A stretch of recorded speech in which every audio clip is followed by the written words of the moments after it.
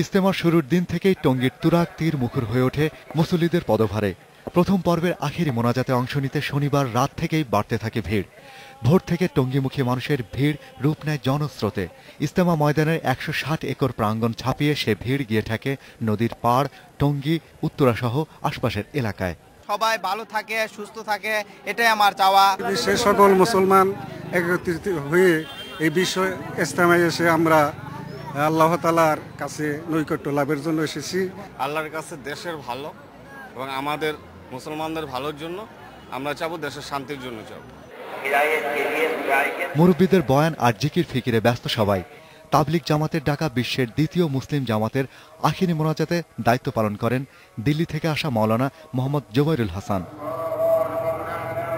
রাষ্ট্রপতি আব্দুল হামিদ বঙ্গভবনে, প্রধানমন্ত্রী শেখ হাসিনা গণভবন থেকে মোনাজাতে অংশ নেন। এছাড়া বিএনপি চেয়ারপারসন খালেদা জিয়া আখিরি মোনাজাতে অংশ নেন টঙ্গীর এটলাস ভবনের ছাদে বসে। প্রথম পর্বের বিশাল এ আয়োজনে ৩২ জেলার মুসল্লিদের পাশাপাশি যোগ দেয় বিশ্বের ১৩০টি দেশের মুসল্লিরা। মোনাজাত শেষে ইসলামের শান্তির বাণী এবং অন্য ধর্মের প্রতি শ্রদ্ধাশীল থাকার শিক্ষা নিয়ে লাখো ধর্মপ্রাণ মুসল্লিরা ফেরে গন্তব্যে। Shahriar Anirban, independent news, Dhaka.